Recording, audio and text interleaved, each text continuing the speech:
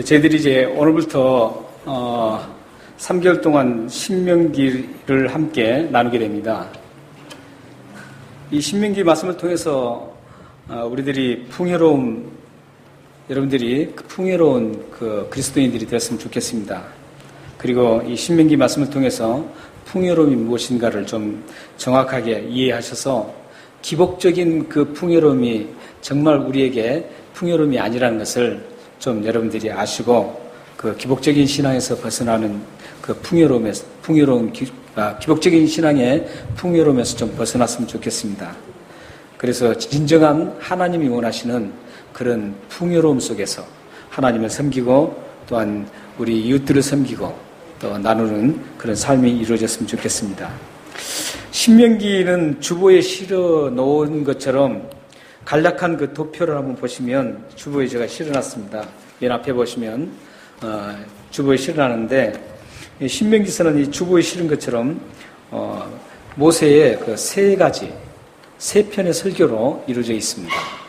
그래서 1편, 2편, 3편으로 이렇게 모세의 설교가 이루어졌는데 모세는 지금 40년 광야 생활을 이제 마치는 시점에서 다시 40년 동안 하나님께서 그 광야 생활에서 주셨던 그 율법의 그 말씀, 언약의 그 말씀을 되새기면서 우리들이 과연 이 언약의 말씀을 어떻게 붙잡고 살아야 될 것인가, 이런 곳에 초점을 맞추고 지금 말씀을 다시 한번 그 요약해서 지금 이스라엘 백성들에게 다시 한번 가나안 땅에, 약속의 땅에 들어가기 전에 다시 한번 권면하는 그런 그 말씀이 바로 신명기서입니다.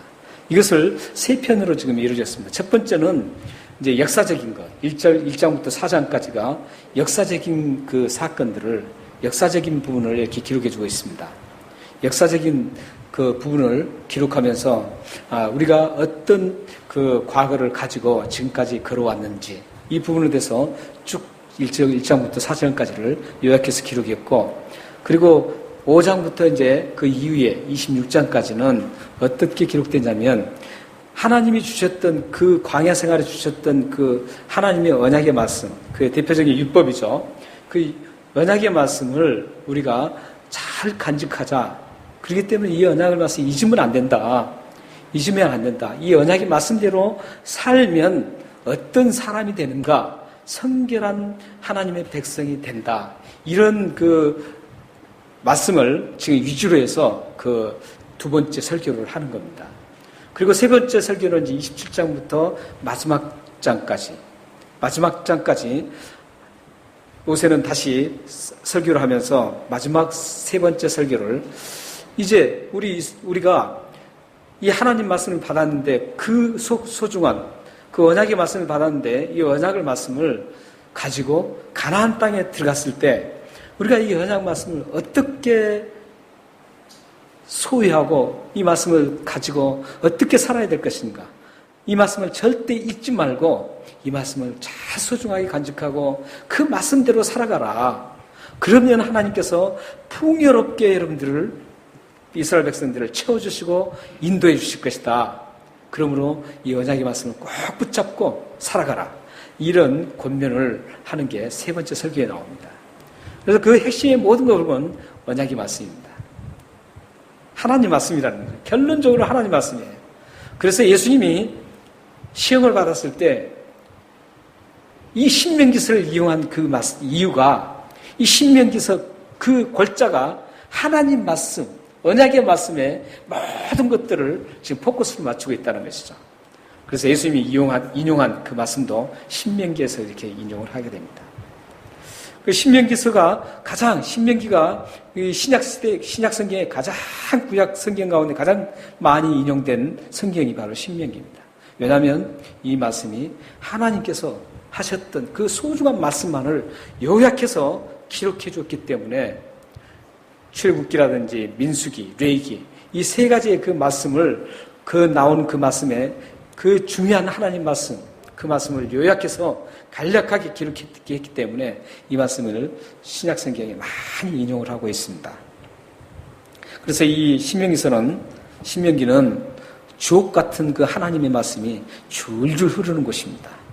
레위기서가 그리스도의 피가 줄줄 흐르는 것처럼 이 신명기서는 하나님의 그 주옥 같은 말씀이 줄줄 흐르고 있는 게 이 신명기입니다.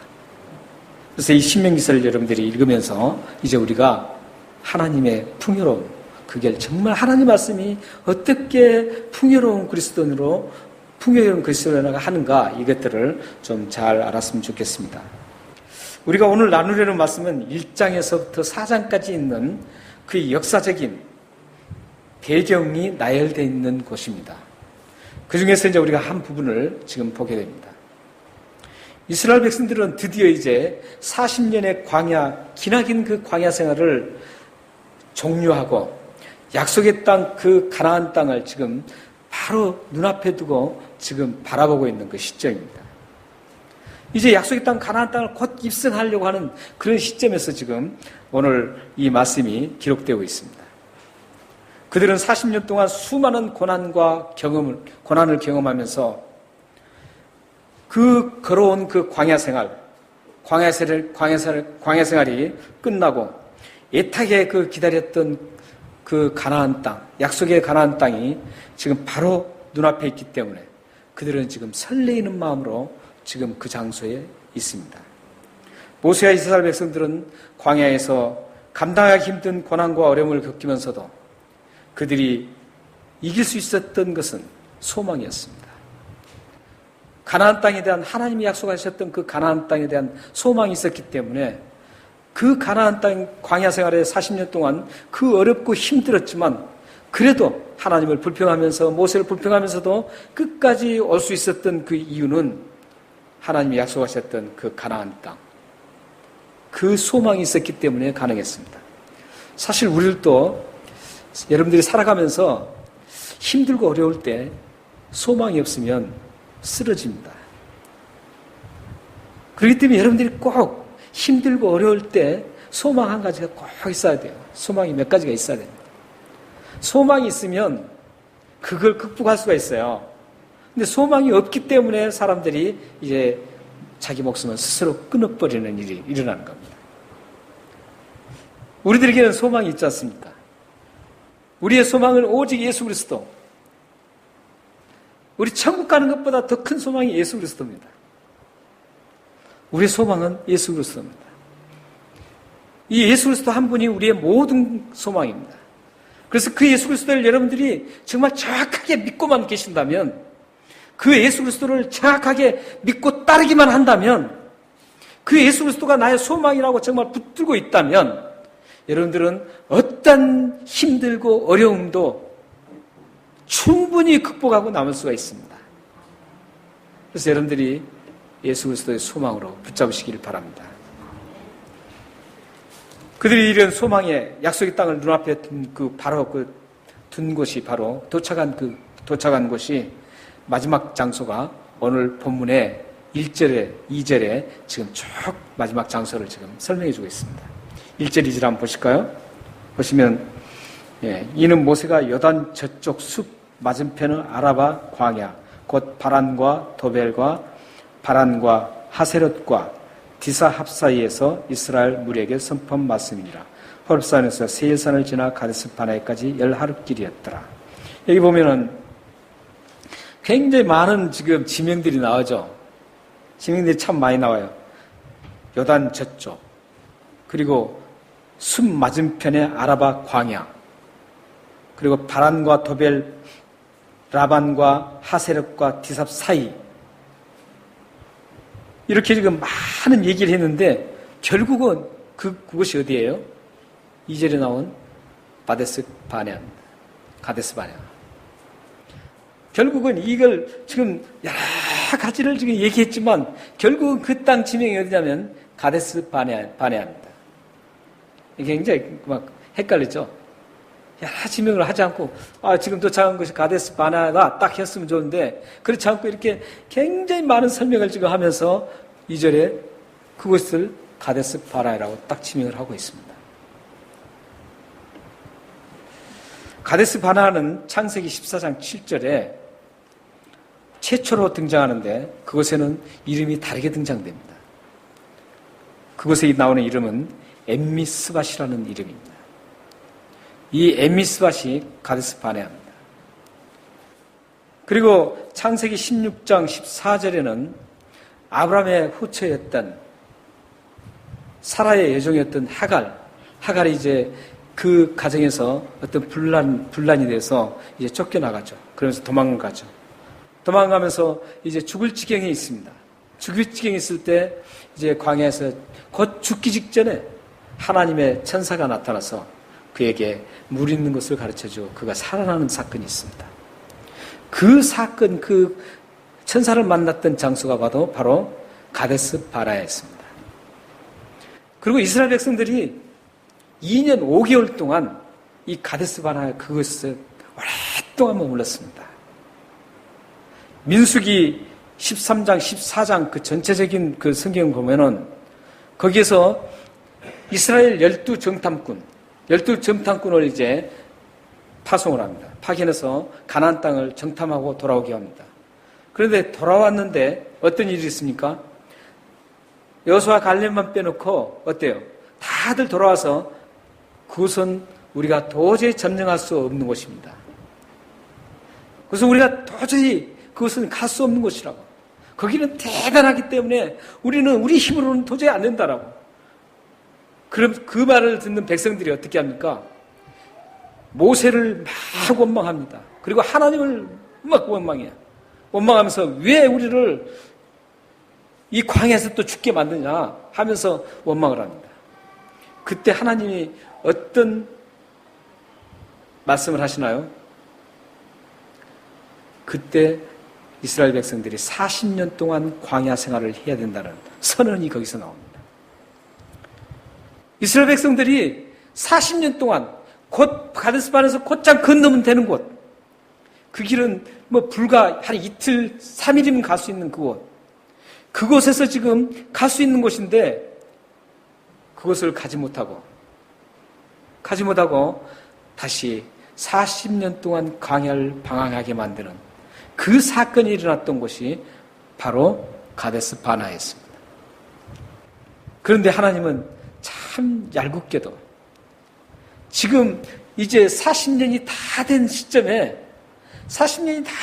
지금 이스라엘 백성들을 또다시 어디로 지금 오게 했어요? 이 가데스 바네아 이곳에 지금 도착해서 다시 지금 그곳에서 가나안 땅을 지금 건너려고 하는 직전에 있는 겁니다. 자, 하나님 참 너무하시죠? 다른 곳에 가면 좀 기억이 안 좋은 곳에 또 다시 오게 만드시는 거예요. 다시 오게 만드셔서 그곳에서 지금 설교를 하고 있는 겁니다, 모세가. 그러므로 이 가데스 바네아는 이스라엘 사람들에게 어떤 곳입니까? 아주 뼈아픈 장소입니다. 곧장 갈 수 있었던, 곧 하나님이 약속하셨던 장소로 금방 들어갈 수 있었는데 거기에서 40년이라는 그 고통스러움을 선언받은 곳이 바로 이 가데스 바네아이기 때문에 얼마나 뼈아픈 장소예요. 굉장히 뼈아픈 장소입니다. 그런데 이 뼈아픈 장소를 한마디로 딱 얘기하지 않고 여러 가지 지명을 들어서서 지금 표현한 그 이유가 있겠죠. 성경에는 이유 없이 기록하지 않겠죠. 그냥 가데스 바네아 딱 하고 끝났으면 되는데 요단 저쪽 여러 가지 얘기를 한 이유가 있을 거 아닙니까? 그렇게 얘기한 이유는 그 장소가 어떤 장소였나, 그리고 그 모세가 지금 그렇게 많은 얘기를 할 수 있었던 것은 지금 이스라엘 백성들의 노출된 그 감정이 지금 어떤 상태인가를 지금 우리에게 지금 전해주고 싶은 거예요. 이스라엘 백성들이 지금 어떤 감정을 가지고 있나, 그들이 지금 노출된 그 감정, 그들이 지금 가데스 바네아에서 요단 저편에 있는 가나안 땅을 바라보면서 그들이 가진 감정이 어땠나를 지금 우리들에게 보여주기 위해서 여러 가지 지명을 지금 들어서 말씀하고 있는 거예요. 그 감정이 여러 가지가 있었겠죠. 그 뼈아픈 감정. 지난날 우리가 이곳에서 하나님을 원망하다가 다시 40년 동안 우리가 가게 됐구나. 이런 감정. 이제는 다시 그러지 말자. 이제는 다시는 그런 원망과 불평을 하지 말고 하나님 앞에 정말 아름다운 마음을 다듬어서 이곳에서 이번에는 꼭 그 가나안 땅을 건너자라는 그런 것이었죠. 여러 가지 감정이 있었겠죠. 거기서 가장 큰 감정이 설렘이었습니다. 설렘.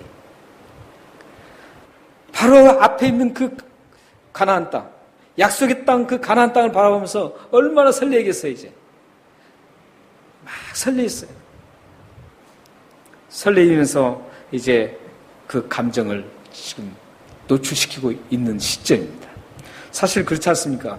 그런 시점에서 지금 이스라엘 백성들이 다 와서 지금 40년을 마쳤어요. 마치고 다 와서 지금 가나안 땅을 바라보고 있는데 그때 감정이 사람들이 맘밋하게 있었겠어요? 아니잖아요. 모두가 야, 또다시 우리가 저 가나안 땅을 바라보는구나. 이제 들어갈 수 있겠구나. 막 설레 있겠죠. 얼마나 기대가 컸겠어요. 설레 있겠죠. 저곳에 가서 우리가 어떻게 할까? 하나님 주신 저 땅에 가면 어떤 일이 일어날까? 이런 기대감과 설레임이 대단했을 겁니다. 백성마다. 모두가 그랬을 거예요. 그 감정을 지금 실어서 이 모든 표현하기 위해서 여러 그 장소를 얘기하고 있는 겁니다. 이렇게 지금 가데스 바나라는 장소를 얘기한 다음에 또 다른 3절에서는 이제 일시를 얘기합니다. 일시. 3절 한번 보십시오. 마흔째 해 11째 달 그날 첫날에 모세가 이스라엘 자손에게 여호와께서 그들을 위하여 자기에게 주신 계명을 다 알렸으니 이렇게 지금 말씀하고 있습니다. 마흔째가 뭡니까? 이렇게 복잡하게 해놨는지 모르겠어요. 40년째 하면 참 간단히 끝나는 건데 하나님이 40년 동안 광야생활 하기로 선언했잖아요. 그런데 40년째라는 거예요. 40년째 언제예요? 11월 달이라는 겁니다. 11월 달 며칠 날이에요? 첫날이라는 겁니다. 그러니까 앞으로 40년 되려면 얼마가 남았습니까?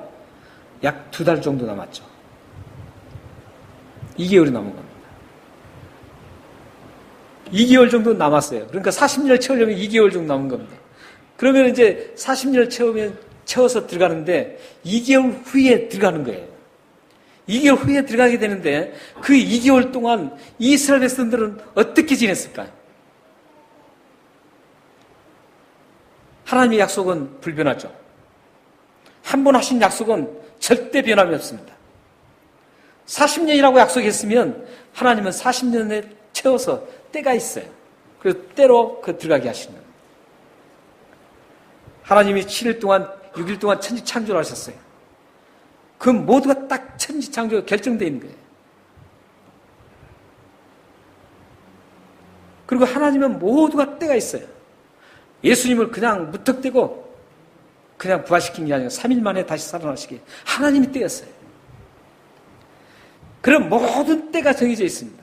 40년이 채워지면 이제 가게 되는데 그 40년 동안 하나님이 약속하셨던 그 40년 그 40년을 이제 통해서 요단을 들어가게 되는데 그 들어갈 때 그 사람들의 어떻게 했어요? 그 감정들이 이제 기다리면서 2달 남았는데 아마도 굉장했을 거예요.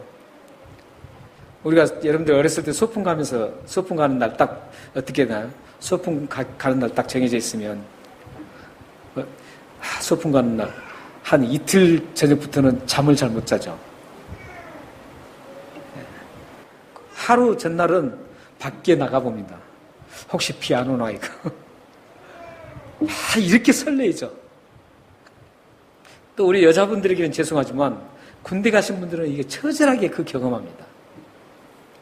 군대 가신 분들이 이제 말기 제대하려고 할 때 딱 남았을 때 달력에다가 X표를 다 치죠.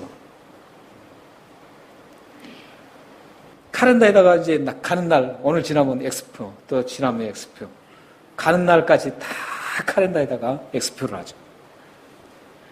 이런 기다리면서 그렇게 할 겁니다. 그래서 이스라엘 백성들도 손꼽아서 하루, 이틀 이렇게 계속 기다렸을 겁니다. 얼마나 기다렸겠어요. 그동안에 40년 동안의 모든 세월을 생각하며 이제 들어갈 그 입성, 가나안 입성을 기다리면서 설레면서 기다렸을 겁니다. 우리는 여기에서 이제 그들이 기다리고 그 갈망했던, 들어가고 싶어 했던 그곳, 그 어려운 가나안 생활에서도 가고 싶었던, 하나님이 약속하셨던 그 땅, 그곳에 가면 어떤 일이 있을까? 그거 아무도 모르잖아요. 모르는데 그곳에 기대감과 설레임으로 그 땅을 지금 계속 감정을 가지고 있습니다. 그 땅을 들어가기 위해서 지금 그들은 어린아이처럼 지금 손꼽아 기다리면서 기대를 하고 설레이는 감정으로 그 땅을 지금 바라보고 있습니다. 우리는 여기에서 깊이 묵상해야 할 게 하나가 있습니다. 그들이 그렇게 설레며 기다리는 땅, 가나안 땅에 들어가서 그곳에서 무엇 하기 위해서 그곳에 들어가나요? 그들이 지금 그 가나안 땅을 설레면서 설레인 감정, 기대하면서 그 땅을 들어가려고 하는데 그들이 그곳에 들어가려고 하는 이유가 뭔가요?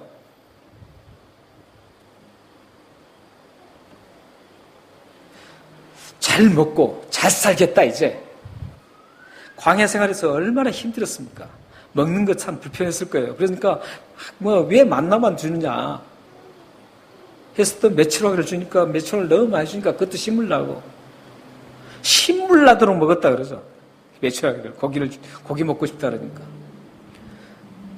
그런 40년 동안 계속 만나만 먹고 살았으니 이들이 얼마나 사실 힘들었겠어요. 물론 이제 만나는 뭐 하나님 말씀으로 뭐 이렇게 해석하고 그러죠. 그러나 우리는 육적인 것도 생각해야 돼요. 그들이 얼마나 힘을 났으면 왜 우리가 애국 가서 애국 돌아가서 부추 먹고 싶다 이런 말을 하잖아요. 이제 그들이 정말 애국의 애국을 탈출해서 광야길을 지나서 이제 그 약속의 땅 가나안에 들어가면 그들이 기대하는 것들이 많았을 거 아닙니까? 그래서 설레있겠죠. 먹는 것도 이제 자유롭게 먹을 수 있다. 또한 그 땅에서 삶의 그 기대감이 대단했었겠죠. 이제 나라도 없었고 가진 집도 없이 얼마나 불편했어요. 그런데 이제 나라도 세울 수 있고 또 집을 짓고 안정된 생활을 할 수 있겠다. 이런 것도 얼마나 큰 기대감입니까? 그래서 설레있을 거예요. 이제 더 이상 광야에서 고난과 힘든 게 아니라 이제 편안하고 안락한 생활을 할 수 있다는 그 기대감으로 설레있을 겁니다. 애국에서 먹었던 그 부추와 마늘과 고기를 마음껏 먹을 수 있었다라는 그 기대감 때문에 설레일 수도 있었을 겁니다. 사실 사람들은 모두가 그런 기대감에 설레입니다. 누구나 할 것 없이 그 모두가 이 땅에서 삶이 좋아지고 이 땅에서 누리는 뭔가가 있다면 그것 때문에 기대하고 설렘이 일어납니다. 이거는 누구나가 다 똑같습니다. 아마 이스라엘 백성도 또 그랬을 거예요.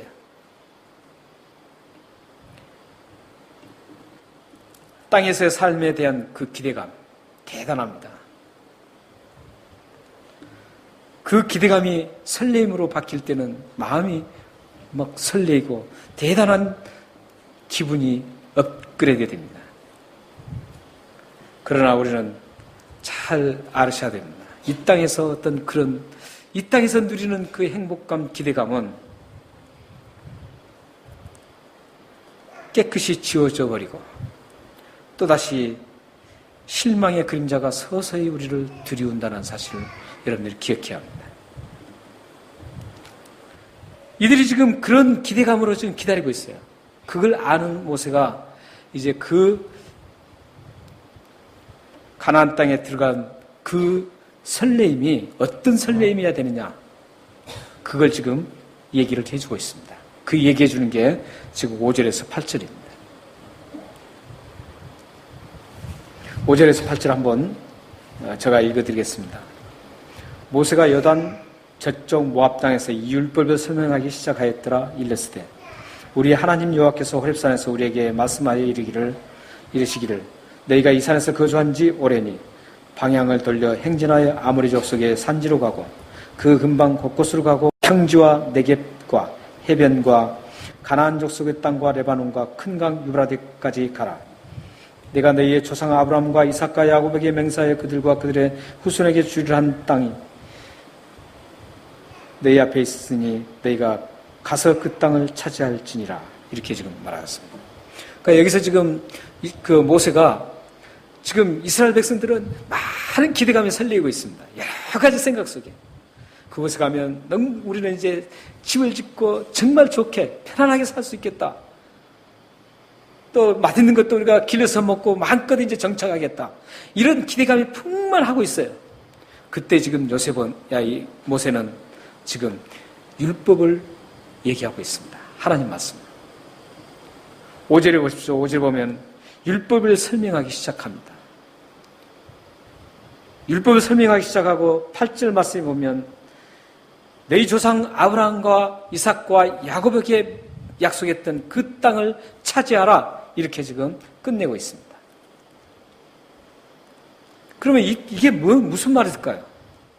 왜 지금 모세는 그런 설레임과 기대감이 가득한 이스라엘 백성들에게 이 말씀을 하고 있을까요? 가나안 땅에 들어간 것은 단순히 우리가 잘 먹고 잘 살기 위해서 가는 거 아니라는 거예요. 가나안 땅에 들어간 것은 우리가 먹고 마시는 그런 문제가 아니라는 겁니다. 그런 문제가 아니라 가나안 땅에 들어가면 그 하나님 말씀을 붙들고 살아야 된다는 거예요.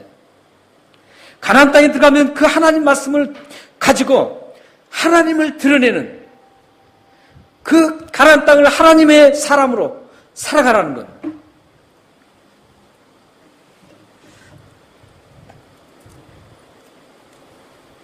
사실 그 목적이 지금 모세가 지금 그 목적을 가지고 얘기를 하고 있습니다. 그들의 마음을 완전히 묶기 위해서 지금 이 말씀을 하는 겁니다. 가나안 땅을 바라보는 그들의 모든 시선을 하나님께로 향하게 만드는 겁니다. 그리고 가나안 땅에 들어가서 우리가 너희들이 정말 어떻게 할 것인가 이걸 지금 말하는 겁니다. 그 설렘이 어떤 설렘이어야 돼야 되는가 이걸 말하는 겁니다. 가나안 땅에 들어가서 이스라엘 백성들은 다음에 계속 신명기에서 기록한 것은 가나안 땅에 들어가서 하나님의 말씀, 언약의 말씀을 붙들고 하나님의 자녀답게 그곳에 살아가면서 그 가나안 땅을 하나님 나라를 만들어라. 이게 지금 다음에 신명기에서 계속 나오는 말씀입니다. 지금 모세도 지금 이스라엘 백성들에게 그곳에서 잘 먹고 잘 사는 문제가 아니라 그곳에서 하나님을 경외하고 하나님 앞에 예배드리며 살아계신 그 하나님의 능력을 받아서 그곳을 점령하고 그것을 하나님 나라로 만들어 가라. 그 가나안 땅을 이방신으로 지금 찌들어 있는 그 가나안 땅을 다 점령하고 하나님 나라를 만들어서 하나님의 의를 세우고 창조주 하나님을 드러내고 구원의 하나님을 드러내는 그러한 삶을 살으라고 지금 이 모세가 지금 그 설레임을 그 메시지로 지금 설레임을 주는 것입니다. 그러니까 우리의 삶도 그래요. 우리 삶이 이 세상의 삶이 어떤 삶이어야 되냐면 내가 뭘 하나 가지면 그 가지려고 하면 설레이고 기대는 거 그거 다 좋습니다. 그거 해야 돼요. 그러나 그거보다도 더 큰 초점이 하나가 있습니다. 나에게 이걸 주시려고 하면 그 주시려고 하는 그 속에 나의 설렘, 인간적인 설렘도 있겠죠. 그러나 그것이 끝나면 안 된다는 겁니다. 그 하나님이 주신 것을 통해서 그것에서 하나님이 드러나고 하나님이 하신 일들이 일어나기를 원하는 것이죠. 이 초점이 돼야 된다는 겁니다. 이게 하나님의 백성들의 삶입니다. 여러분들에게도 이제 살다 보면 설레는 일들이 참 많이 있겠죠.